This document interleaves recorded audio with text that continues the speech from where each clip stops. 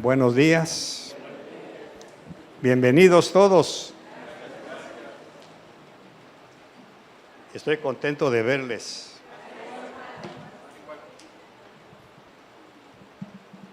Imagínense que si yo me pongo contento, ¿cómo se pondrá el Espíritu Santo? Dice gloria al Padre que vino fulano, que aceptó la invitación. Tenga la bondad de ponerse de pie, vamos a pedirle al Señor la bendición de su palabra. De hecho, la palabra es bendición, pero no sé por qué tenemos la costumbre de decir que el Señor bendiga la palabra, si la palabra es bendición. Cierre sus ojos, por favor. Padre, muchas gracias por permitirnos estar en tu casa. Somos altamente privilegiados porque tú nos permites venir y sentarnos a tu mesa, a la mesa del Rey, que como Mefiboset fue llamado Señor del fango, del pecado, del basurero social donde se movía, y David tuvo en su corazón el deseo de honrar al Padre y lo invitó a sentarse a su mesa, sin importar su cuerpo lisiado, sin importar sus traumas y conflictos. David tuvo el privilegio de sentarlo a su mesa, no por lo que él era, sino por hijo de quien era. Y nosotros estamos en esa posición. Somos invitados a tu mesa para recibir tu sabiduría, tu palabra. Porque ese era el propósito de los reyes cuando invitaban a alguien a sentarse, a comer con él, escuchar su palabra, sus secretos, sus proyectos, sus sueños. Por eso esta mañana nos sentimos muy honrados que nos permitas estar aquí en este lugar. Muchas gracias por ponernos en esta silla, Señor, que nos honra al estar frente a ti, como decía el canto.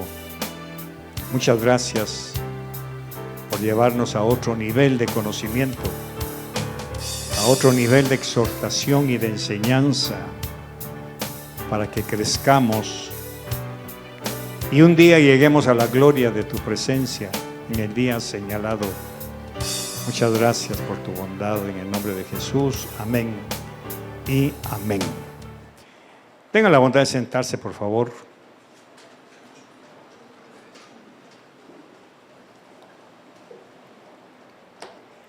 Vamos a leer en Éxodo capítulo 32, verso 1 en adelante. Quizá le parezca un poco larga la lectura, pero nunca es larga cuando nos sumergimos en lo que la palabra nos quiere enseñar. 32, verso 1. Este tema le hemos puesto el verdadero significado del becerro de oro. Es una metalectura de lo que está escrito en la palabra y vamos a abrir una ventana para ver qué hay detrás de esto que vamos a aprender, porque la mayoría de nosotros hemos caído en esta situación. Vamos a ver 32, verso 1 en adelante.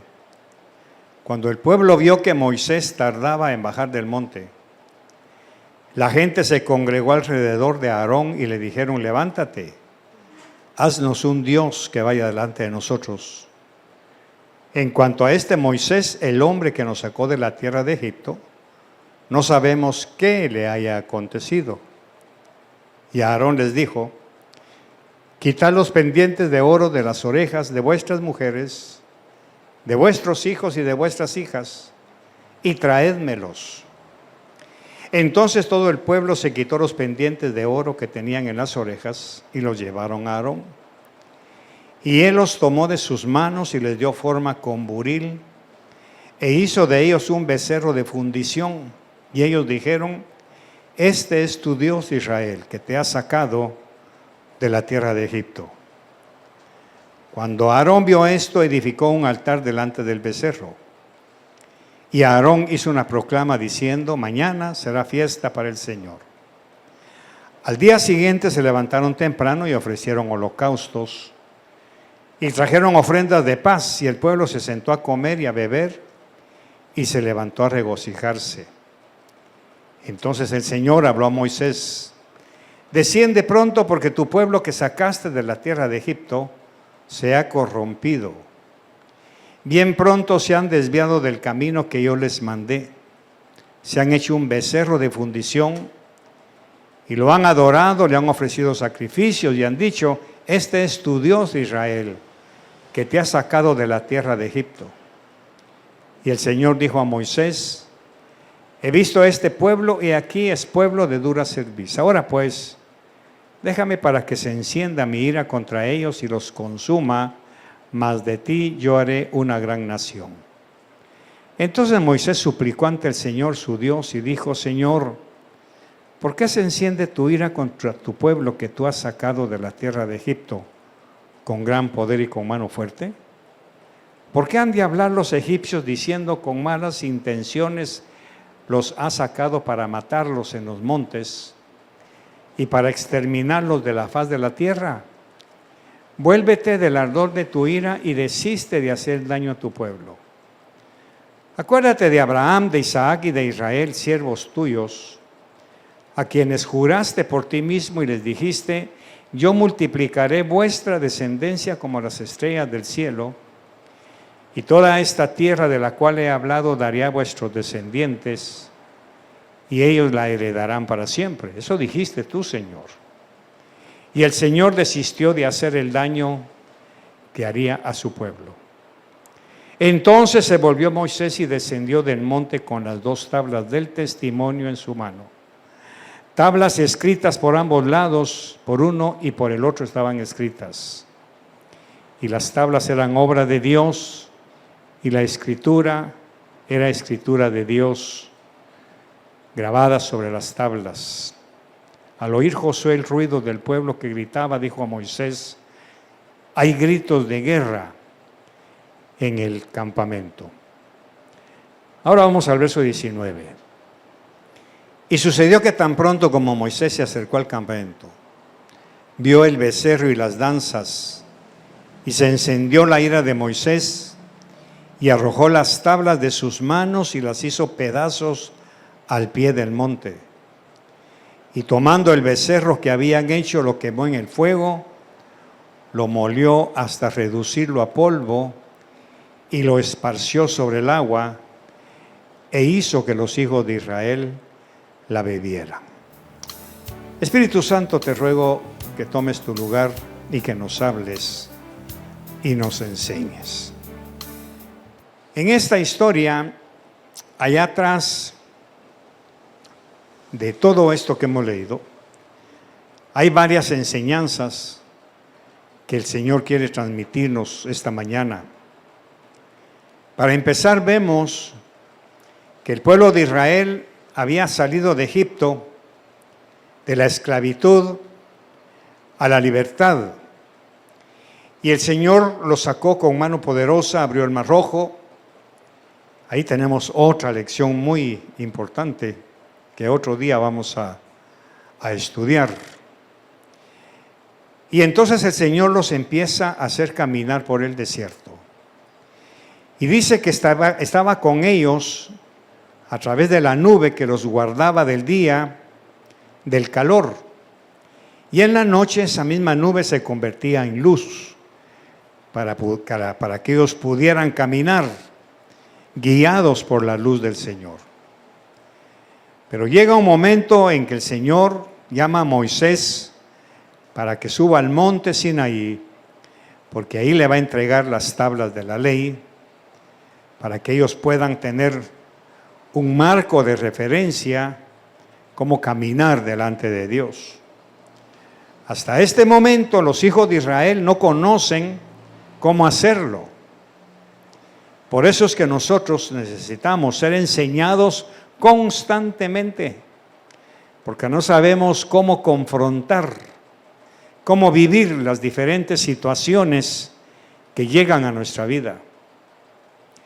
El Señor sabía que ellos iban a pasar por diferentes procesos a través del desierto hasta llegar a Cades Barnea, que era la frontera con la tierra prometida.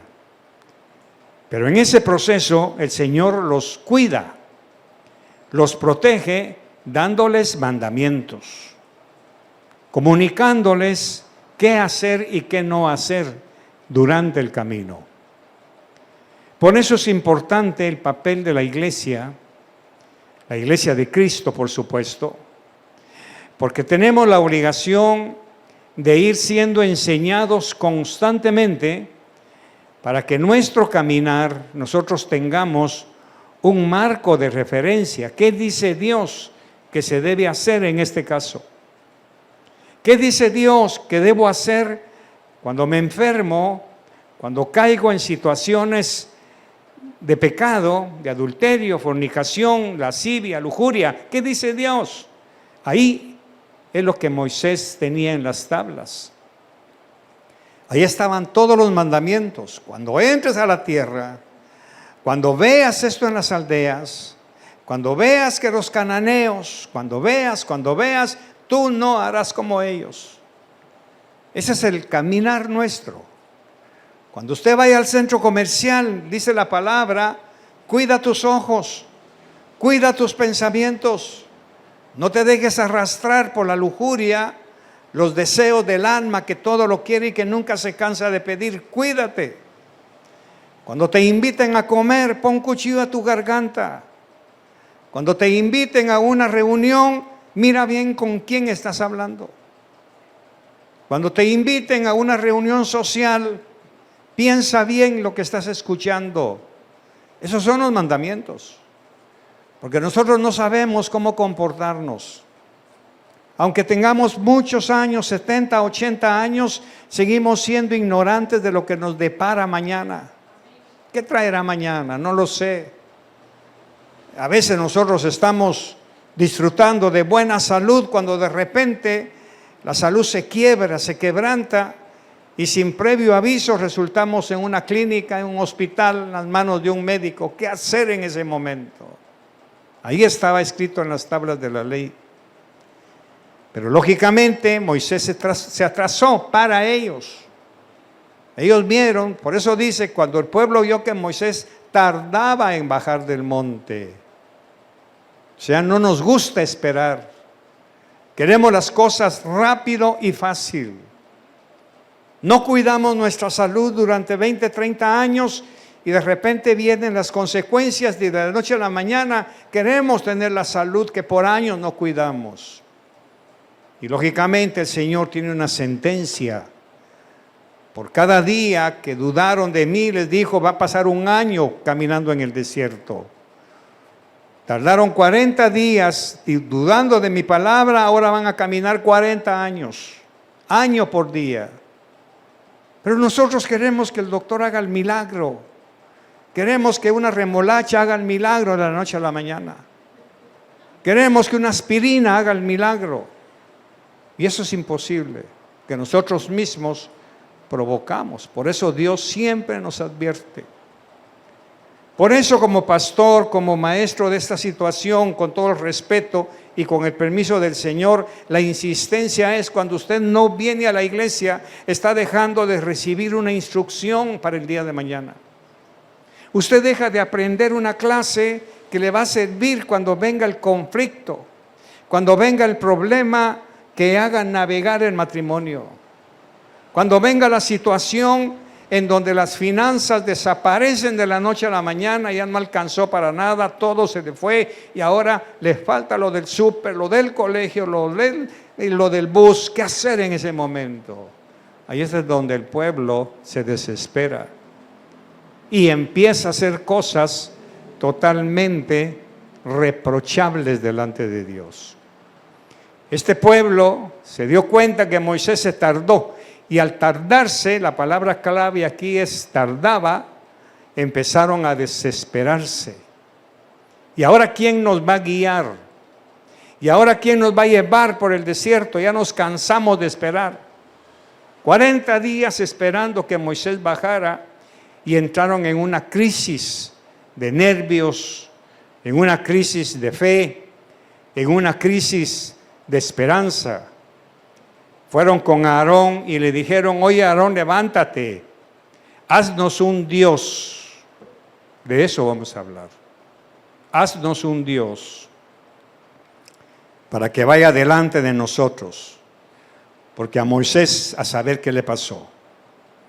Y vino Aarón y les dijo: quiten los aretes, pero veamos el orden. Quiten los pendientes de oro de las orejas de la esposa. La primera en sufrir una situación de crisis de fe. La primera persona que va a sufrir las consecuencias de nuestro pecado, de nuestra duda, de nuestros arrebatos, va a ser la esposa. Tristemente así es. Y nosotros como esposos, como cabezas de hogar, el resto del cuerpo va a sufrir las consecuencias. ¿Qué culpa tenían las mujeres de estos hombres para que tuvieran que quitarse sus adornos, para que tuvieran que quitarse posiblemente sus herencias? Se recuerda de María con el vaso de alabastro. Según los estudiosos, ese vaso de alabastro, ese perfume, era la herencia que le habían dejado sus padres por si algún día necesitaba arreglar algún asunto financiero que vendiera. Por eso dijo Judas: ese perfume es carísimo, pudo haberse vendido, porque era la herencia de la mujer. Las mujeres, con todo respeto, mis queridos hombres, son las que reciben la herencia, no somos nosotros. Nosotros somos herederos, pero son las mujeres las que reciben la herencia. Ahorita en la oficina platicaba con mi amigo Jorge y el Señor me dio un chispazo de su amistad. Yo sueño con ser amigo de Dios, porque solamente los amigos de Dios reciben revelaciones. Por eso dijo Jesús: ya no les llamaré mis siervos, les llamaré mis amigos, porque solo mis amigos saben lo que yo hago. Ayer tuvimos un evento muy precioso de hombres, en donde hablamos cómo Sara corona a Abraham como su rey. Porque vemos en la palabra que Abraham es llamado padre, exaltado. Pero Sara es llamada reina, princesa. Por eso es que el imperativo de Sara, que es Sar, en hebreo significa príncipe, alguien de poder, alguien de alcurnia. Por eso Isaías llama al Mesías prometido, como dice que es, él será, su nombre será exaltado, príncipe de paz, Sar Shalom. Entonces Sar de Sara significa princesa.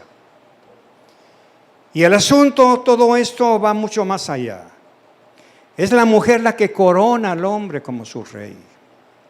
Ella se hace a un lado, lo corona como rey, diciéndole: quiero que seas el rey de mi casa.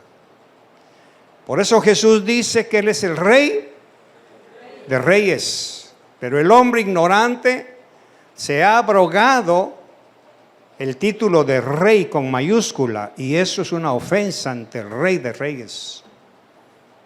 Por eso es que un hombre sin esposa no es rey todavía. Entonces va más allá la cosa que les quiero enseñar.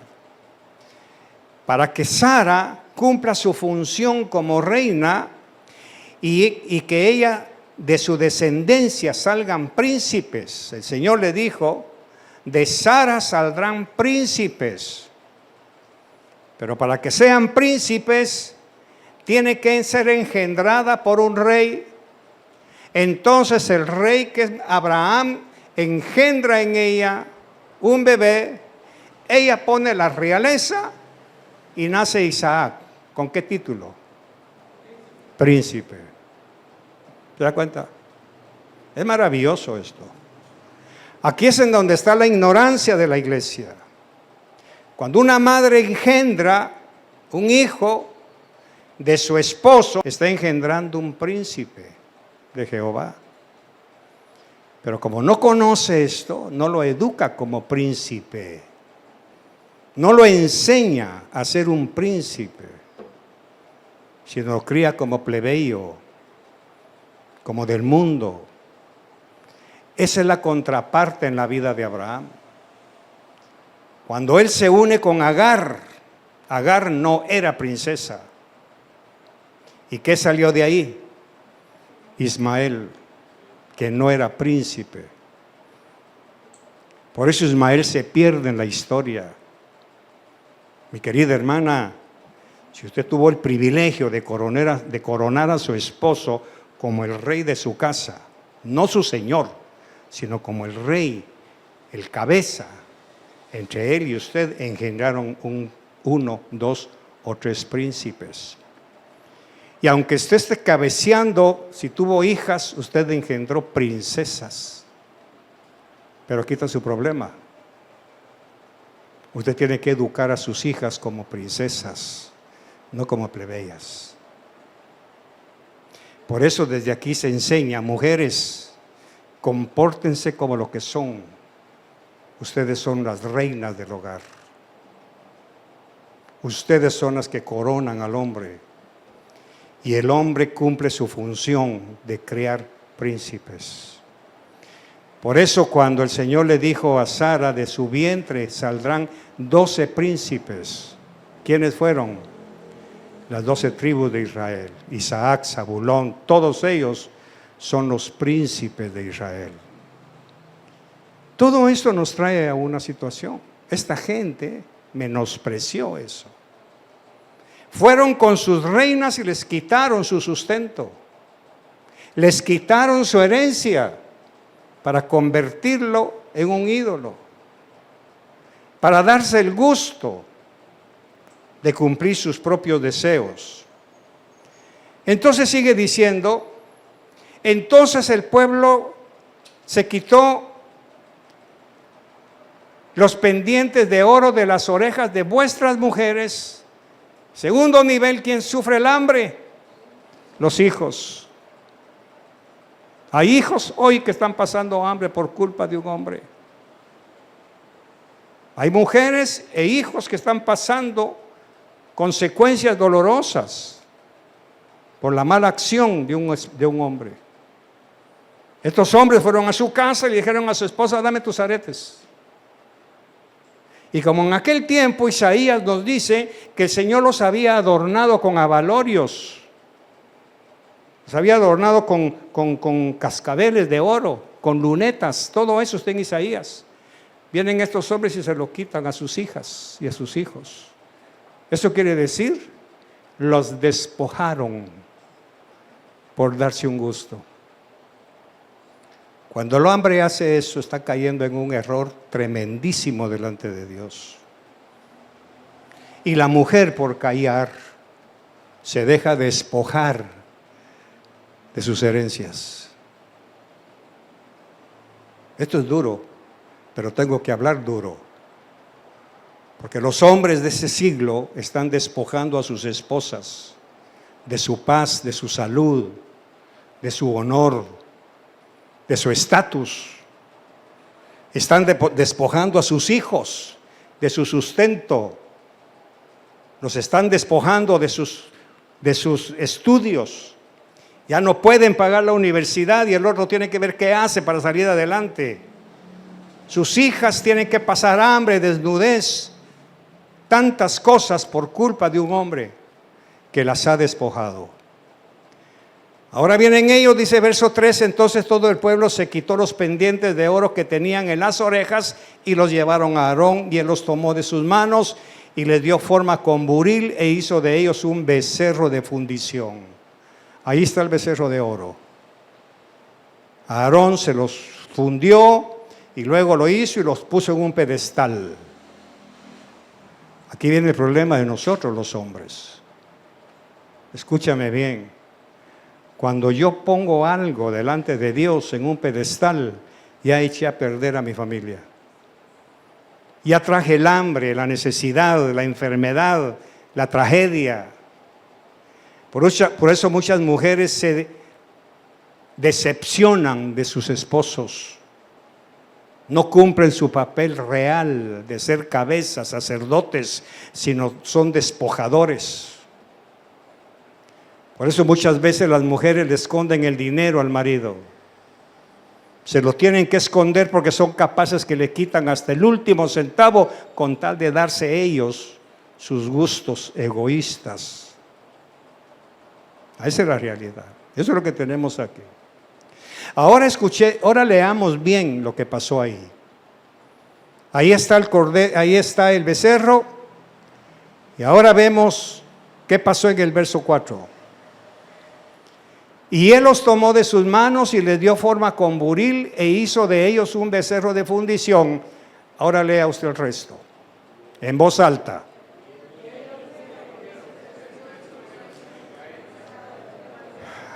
Debo aclararle que yo siempre estuve equivocado. Siempre, hasta que el Señor esta madrugada, siempre había creído que era Aarón el que había confesado, ahí están tus dioses. Y no fue Aarón. ¿Ya lo leyó? ¿Quiénes fueron? Los hombres. Ellos dijeron. ¿Se da cuenta? La bajeza del hombre cuando pierde la fe. ¿Se da cuenta la grave responsabilidad que tenemos al haber nacido como hombres? ¿Y cuánto dolor le provocamos a nuestra familia? ¿Cuánta tragedia traemos a un hogar en donde se empieza a perder, como efecto dominó, empiezan a perderse las cosas porque el hombre no tiene la fe suficiente y no tiene la ayuda de una mujer que lo pare, que lo exhorte, que lo enseñe, que es su obligación. Entonces ellos dijeron, este es tu Dios. Ellos fueron los que dijeron, no Aarón. Aarón también pecó, eso no lo vamos a obviar, pero no vamos a hablar de Aarón, estamos hablando de la acción de esta gente. Este es tu Dios, Israel, que te ha sacado de la tierra de Egipto. Ahora nosotros veámoslo a la distancia. ¿Es cierto eso? Claro que no. El becerro no fue quien nos sacó de la tierra de Egipto, fue Dios. Entonces, mis queridos, no es tu dinero el que te sostiene. No es tu título, ingeniero, no es tu título, abogada. Es el Señor, no es tu becerro el que te da de comer. No es tu posición de gerente, no es tu posición de encargado de personal. Es el Señor. Pero esta gente ya perdió totalmente el norte. Le están achacando al becerro algo que es aborrecible porque le están dando un poder a ese ídolo. Cuando usted se desliga del Señor y levanta un ídolo, usted está practicando la hechicería, porque hechicería es usar algo inerte dándole un poder que no tiene. Todo eso está escondido en esta acción del becerro. Vamos a ver esto. Dios había dicho, no tendrás dioses falsos ajenos delante de mí. Pero el pueblo de Israel, cuando pensaron que se habían quedado solos, escúcheme bien, porfa, sin dirección para seguir su camino hacia el destino que Moisés les había empezado a llevar, cayeron en el peor sentido de idolatría, egoísmo, independencia y libertinaje de sus vidas. Solo esta frase que dice por ahí, y se levantaron a comer. Verso 6, y al día siguiente se levantaron temprano y ofrecieron holocaustos y trajeron ofrendas de paz, y el pueblo se sentó a comer y a beber. Eso encierra un libertinaje terrible. O sea, salió la lujuria. Por eso dice Pablo que muchos del vientre han hecho su Dios. Y eso nos lleva a la lujuria, a la lascivia. Esta gente les pidieron a Aarón que les hiciera un Dios, no un ídolo, un Dios. Están tan ignorantes, están tan sumergidos en su falta de fe, que ellos esperaban un Dios para que los guiaran por su camino. Por eso es que la confesión de ellos es: este es tu Dios. No es el Señor, este es tu Dios. El dinero, la fama, el nombre, el apellido, el primo de Estados Unidos, cualquiera que sea la persona que usted ponga su esperanza, ese es su becerro. Esto demuestra que hemos sido creados para tener una relación personal y segura con nuestro Creador. Todos nosotros. Hay un vacío que necesitamos llenar. Por eso los psicólogos han estudiado esa parte de la personalidad humana, que muchos lo llenan con drogas, otros lo llenan con licor, otros con vicios, otros con un montón de basura, porque hay un vacío que solo Dios puede llenar. Y si nosotros no lo llenamos con la presencia de Dios, lo vamos a llenar con cualquier otra cosa. Con cualquier otra cosa. Porque fuimos creados para tener una relación personal y segura con nuestro Creador. Fuimos creados por Dios para depender de su mano segura, de su provisión y de su protección. Pero nuestra naturaleza pecaminosa nos lleva a hacernos dioses falsos cuando somos probados. Miren, hermanos, la enfermedad que viene, la quiebra financiera, la falta de trabajo, el desempleo, cualquier cosa es una prueba. A ver cómo reaccionamos a la prueba. Eso lo vemos en el libro de Job.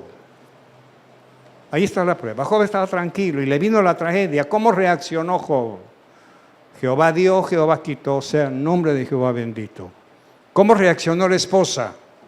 Ese tu Dios que tienes no sirve, no me gusta, muérete con él. Tenemos dos reacciones diferentes. Las pruebas son para probarnos. No son para dejarnos tirados en el desierto. Ahora viene Moisés, baja del monte con las 2 tablas, con los mandamientos. ¿Y qué hizo cuando vio el becerro? Dice la Biblia que las quebró. Esto tiene un significado profundo. Cuando Moisés rompe las tablas de la ley que Dios le había dado para el pueblo, lo hace como un ejemplo de ruptura física y visible entre Dios y el pueblo. Aquí estaba su palabra, pero hoy ustedes han roto su comunión con Dios y quiebran las tablas. Cuando usted y yo, mi querido, nos hacemos un ídolo, nos estamos independizando de Dios. Y Dios sella la palabra, ya no más. Por eso mucha gente viene a la iglesia y dice: es que a mí Dios no me habla. Revise su conducta. Es que a mí Dios no me contesta. Revise su conducta. Es que Dios a mí no me oye. Revise su conducta. Yo tengo que revisar la mía. Por eso yo tengo una certeza, cuando le pido algo al Señor, hay una frase que le repito constantemente: Señor, examíname y dime qué tengo que quitar para que tú me puedas escuchar. Dime qué tengo que limpiar, eso lo tomo de David. Muéstrame mis pecados más profundos, te los voy a confesar. Pero ¿será que Dios me está escuchando? Yo sé que sí. Por eso le digo, porque yo sé que tú siempre me escuchas, Señor.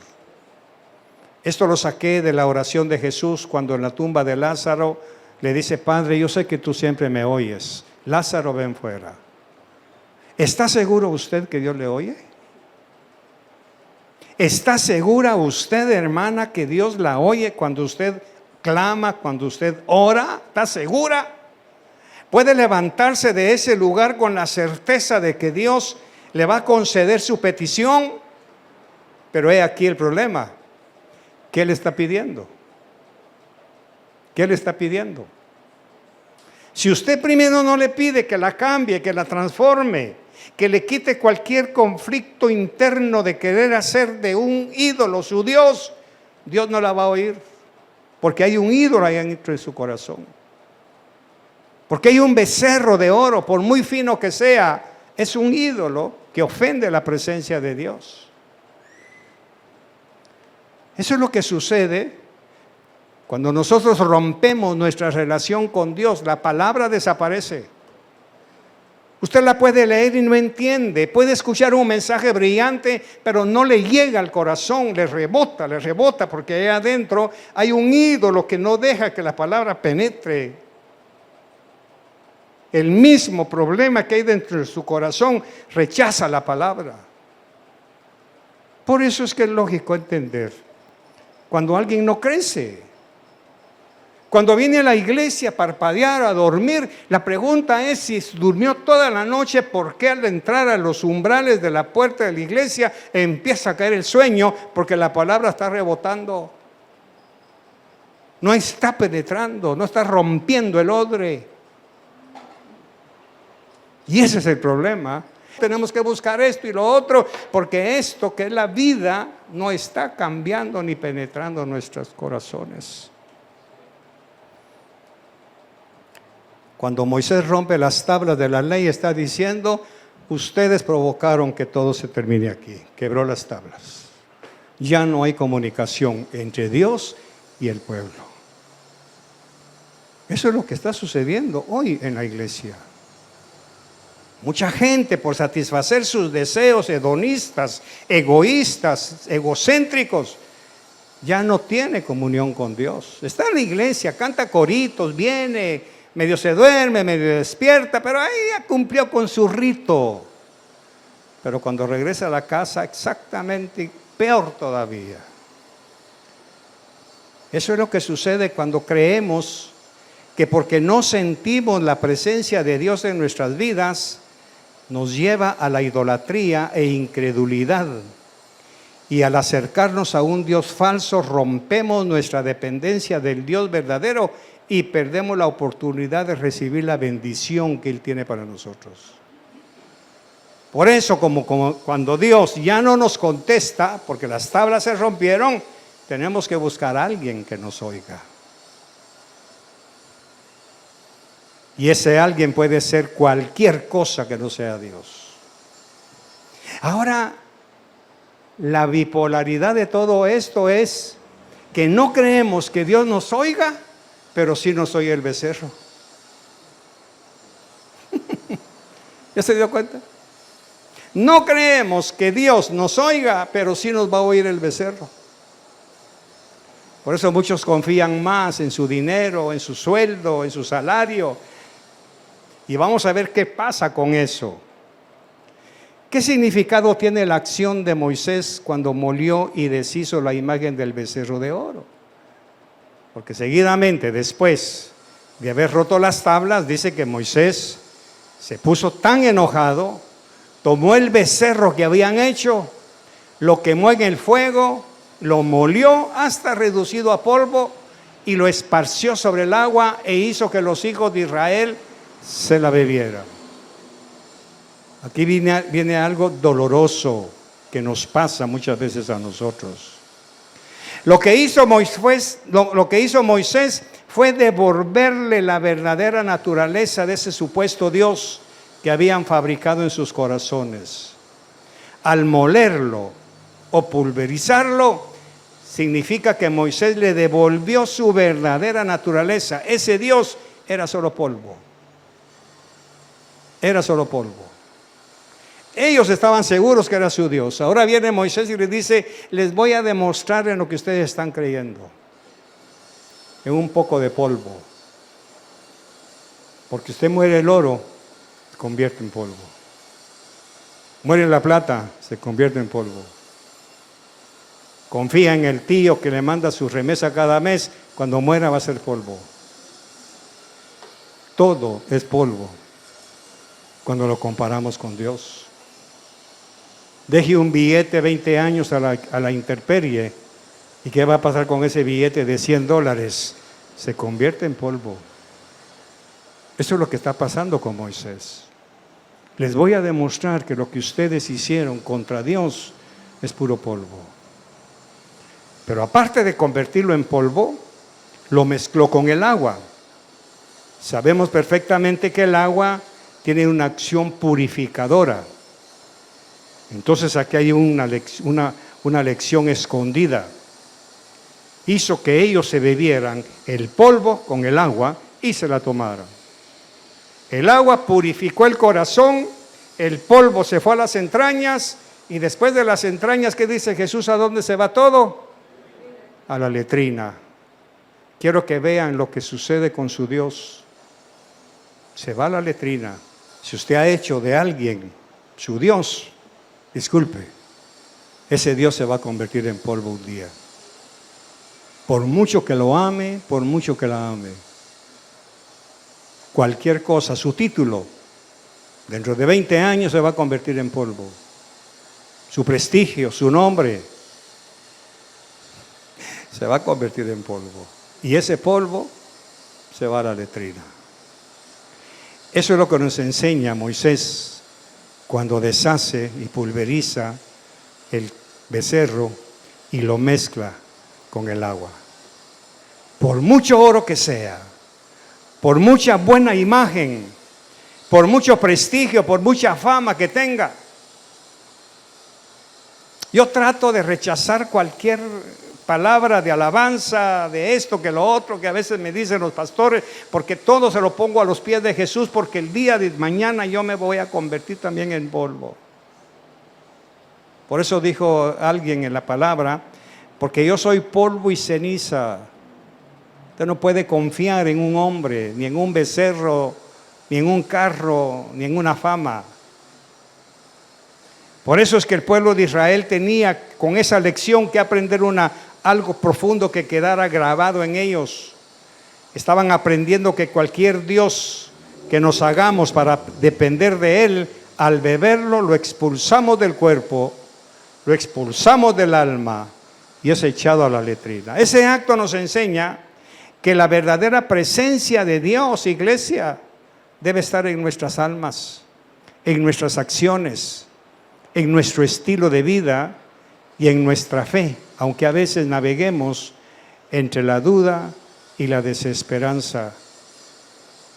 Aprendemos entonces que la idolatría no es solo un acto de tener una imagen de un Dios falso, sino de tener en el corazón una confianza en algo material, como puede ser cualquier cosa que nos aferremos, en vez de confiar en nuestro Dios.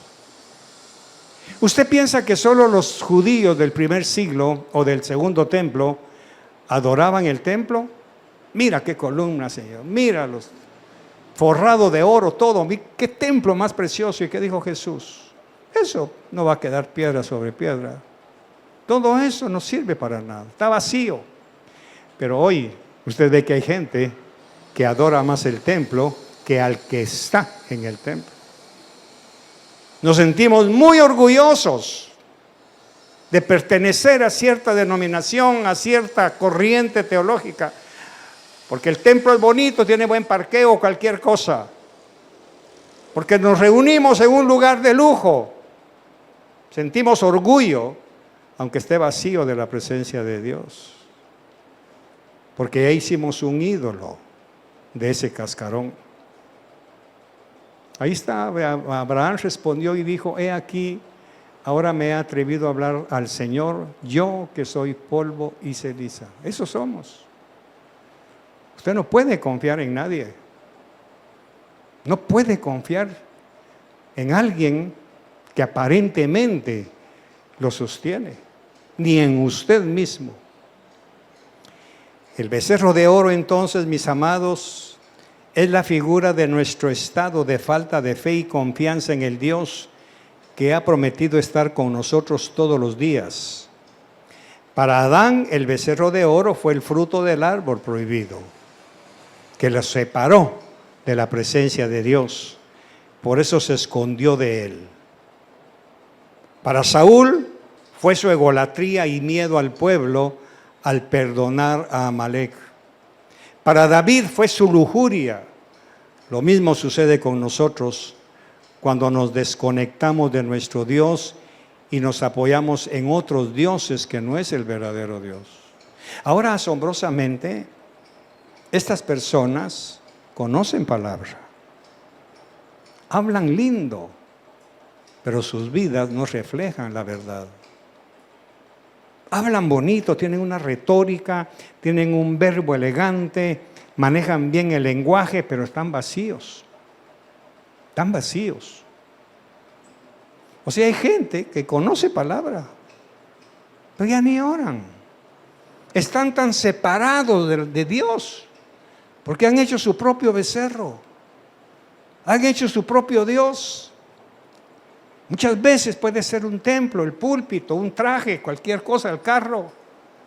Uno se asombra con eso. ¿Será posible? Sí, es posible. Un hijo puede ser su becerro. Cuidado que me lo toca. Una hija puede ser su becerro. Cuídate, mija, que nadie, que te vieron mal, te echaron el pelo, no te contestaron el saludo. Venite. Ese es su becerro. Deje que su hijo sufra. No que sufra, no, que confronte el pecado del mundo. Que sepa que no es monedita de oro, que no siempre le va a caer bien a todos. Deje que su hija sufra las consecuencias de un mundo lleno de pecado y que ella se mantenga en pureza. No le ponga una vitrina. Dios quiere santos que caminen en el lodo, en el fango, como Elías, como Eliseo, pero que no se manchen los pies. Dios quiere mujeres santas que vivan en el mundo sin sentirse que todo el mundo tiene que rendirles pleitesía porque tiene bonitos ojos, bonitas cejas que al final de cuentas se van a convertir en polvo. Bueno, el polvo, el pelo no se deshace, pero sí la piel. No caigamos en esto. El pueblo de Israel entonces, cuando hicieron un dios del oro, le estaban dando un poder también falso con el que estaban afrentando la presencia de la Shekinah que iba con ellos a través de la nube que los guiaba. Por eso me gustó mucho o me impactó lo que mi esposa me dijo en una ocasión saliendo a hacer un sumandado. Me dijo, recuérdate que el ojo de Dios está sobre ti. Sí, la nube está sobre usted. La nube estaba viendo todo lo que estaba pasando abajo.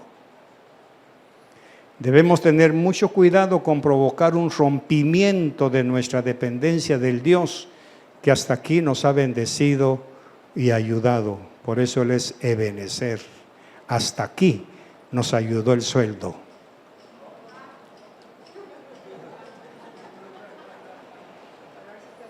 Por eso cada 30 días ese becerro se nos escapa. Y te alcanzó para pagar. No, hombre, fíjate que caí en rojo, pero el otro mes me repongo. Y el otro mes el becerro le paga esto, pero le deja de pagar esto. ¿Sabe para qué? Para que siempre dependa de él. Y así va pasando marzo, julio, agosto, pero ya viene el aguinaldo. Con el aguinaldo salimos de deudas. Esperando al becerro. Llegó el becerro el 31 de diciembre y viene el 1 de enero, no hay ni para útiles ni para colegio porque el becerro no le alcanzó. Y Dios esperando por usted. El becerro de oro entonces es la figura de nuestro estado de falta de fe y confianza en el Dios que ha prometido estar con nosotros todos los días. El pueblo de Israel, cuando hicieron un dios del oro, le estaban dando un poder también falso. No necesitamos hacernos dioses falsos porque ya hemos recibido las promesas de nuestro Dios que estará permanentemente y auténtico a nuestro lado. No como los dioses falsos que se evaporan rápidamente, dejándonos más vacíos que antes. Es por eso que debemos mantener nuestro corazón y nuestra mente en los valores verdaderos y la obediencia sincera a nuestro Dios. Este mensaje, mis amados, nos desafía para que podamos elegir repetir el pecado de Israel buscando acciones rápidas y destructivas o abandonarnos al cuidado tierno y verdadero de nuestro Dios. El Señor ya lo dijo, escoge pues la vida. Feliz el pueblo que escucha y obedece esto. Feliz el pueblo que no depende de ningún becerro de oro, por muy elegante y atractivo que pueda ser. Feliz el pueblo que decide permanecer fiel a las promesas de nuestro verdadero Dios. ¿Qué pasó con esta gente? El Señor trató de terminarlos, pero a Moisés, en una acción de nobleza, le dijo: Señor, tú no puedes hacer eso. Tú no puedes hacer eso. ¿Por qué han de hablar los egipcios diciendo con malas intenciones los has sacado para matarlos en los montes y para exterminarlos de la faz de la tierra? Vuelve tu ardor de ira y desiste de hacer daño a tu pueblo. Acuérdate de Abraham. Pero Moisés no se quedó ahí. Cuando detuvo la ira de Dios, fue y molió el becerro, lo mezcló con el agua y se lo hizo que se lo bebieran. Entonces dijo Moisés a Aarón: ¿qué te ha hecho este pueblo? ¿Qué te hizo? Hermanos, ¿qué nos ha hecho Dios para dejarlo? ¿Qué culpa tiene Él de que nosotros no le creamos? ¿Qué dejó de darnos para que nosotros tengamos que acudir a otro Dios, a un becerro de oro? ¿Qué ha hecho Dios para que nosotros le demos la espalda? ¿En qué se ha portado mal, pues? ¿Qué nos ha negado? Si nos ha dado la vida, la salud, el pan de cada día. ¿Por qué fácilmente lo dejamos por otro Dios? Cualquier cosa que sea. ¿Por qué no valoramos realmente lo que Dios ha hecho por nosotros de sacarnos de la esclavitud? Si Él lo único que quiere es darnos vida y vida abundante. ¿Qué ha hecho Jesús de malo para que nosotros le demos la espalda en cualquier momento y nos hagamos un Dios falso delante de Él? Y luego, cuando ese Dios nos falla, queremos que Él tenga bondad con nosotros. Una vez que las tablas se quebraron, ya no hubo vuelta atrás. Ahora el Señor le dijo: ahora Moisés, tú vas a labrar las piedras. Ahora te va a costar. Ahora vas a tener que ser tú como responsable de este pueblo para que ellos tengan mi palabra. Pero ya no fue lo mismo. Ya no fue lo mismo. Por eso a veces nuestra arrogancia, nuestro orgullo, nuestra desesperanza, cuando Dios no nos hace un milagro, cuando nosotros queremos, buscamos otro Dios. No me lo niegue. Algunos han ido al banco a endeudarse por 10, 15 años para resolver un problema que ya quedó atrás y ahora están pagando las consecuencias. Estudiantes, no esperen a graduarse para creer en Dios. Crean ahorita. Como le he dicho muchas veces a los jóvenes, cuando ustedes dos jóvenes saquen su título de odontólogos, de médicos, te voy a dar un consejo, mi querido hijo en la fe. Agarra el título y vas con tu mamá. Dices: mami, usted pagó esto. Usted dejó de comer para que yo tuviera esto. No puedo presumir de que sea mi título. Esto es suyo. Porque quien ha sostenido mi vida ha sido el Señor. Los títulos, mis queridos jóvenes, no son para que usted viva de ellos. Es para honrar a sus padres. Cuando tú te gradúes y tengas tu diploma, anda con tu mamá y dile: mamá, usted se desveló por mí, usted trabajó por mí, esto es suyo. Ahí estarás honrando a Dios. Eso está pasando hoy. Tenga cuidado con hacerse un ídolo, cualquiera que sea. Cualquiera que sea. Si usted es un estudiante brillante, no es porque usted haya nacido brillante, es Dios quien le ha dado las suficientes neuronas para ver qué hace usted con esa sabiduría. Por eso, como cantamos, todo es de Él, por Él y para Él. Por eso es que cualquier triunfo que podamos alcanzar, todo se lo debo a Él. Todo. Si venciste el cáncer, mi querido amigo, no es porque comiste zanahorias ni verduras, fue porque Dios detuvo el cáncer. Pero la pregunta es, ¿cómo le estás devolviendo ese favor? Si el Señor detuvo el asma, ahora ¿qué nos toca? Devolverle a Dios. Señor, ¿qué puedo hacer por ti?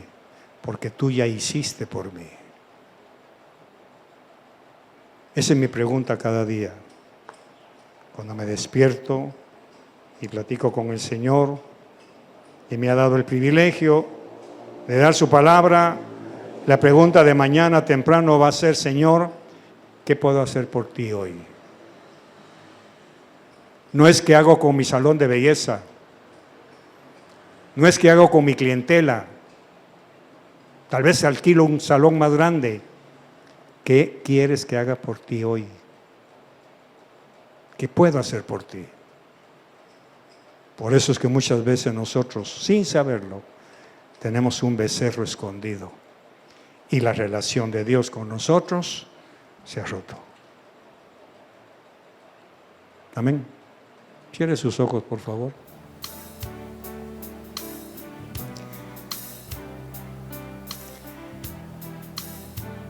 Padre Santo, hoy nos confesamos delante de ti, porque muchas veces sin saberlo, sin darnos cuenta, hemos levantado un becerro. Hemos caído en hechicería, en brujería, al abrogarle a ese becerro un poder que no tiene. Esta gente del desierto creyeron que ese ídolo tenía el poder de guiarlos por el desierto, dándole un poder falso, espurio, y Moisés hizo que se lo tragaran para demostrarles que era solo polvo. Nosotros también, sin saberlo, le hemos dado poder a algo que no tiene, que es efímero como la gloria humana, como es el aplauso, efímero como es la salud, que mañana es posible que ya no esté, como una casa adornada, elegante, que con un terremoto se puede reducir a polvo, con una fama, un prestigio, un buen nombre, que puede desaparecer de la noche a la mañana. Mis queridas hermanas, ustedes fueron creadas por Dios como reinas para que de su vientre broten reyes y príncipes. Ustedes son las que transmiten la realeza de la familia. Varones, nosotros tenemos el privilegio de ser coronados por nuestra reina, que es nuestra esposa. No menospreciemos ese don tan precioso. Por eso dice la palabra, Dios nos corona de favores, y el favor más grande que pudo hacernos es darnos una esposa a nuestro lado. No pisotee ni destruya el linaje de su familia, porque no es usted quien lo transmite, es la mujer la que engendra hijos y se salvará, pero no de una salvación eterna que solo Jesús puede dar. Se salvará de quedarse sola, se salvará de quedar abandonada. Por eso Jesús muchas veces resucitó un hijo para que su mamá no se quedara sola. Esa es la verdadera interpretación. Ustedes tienen que entender que están criando príncipes y princesa para nuestro Dios. Señor, muchas gracias. Muchas gracias.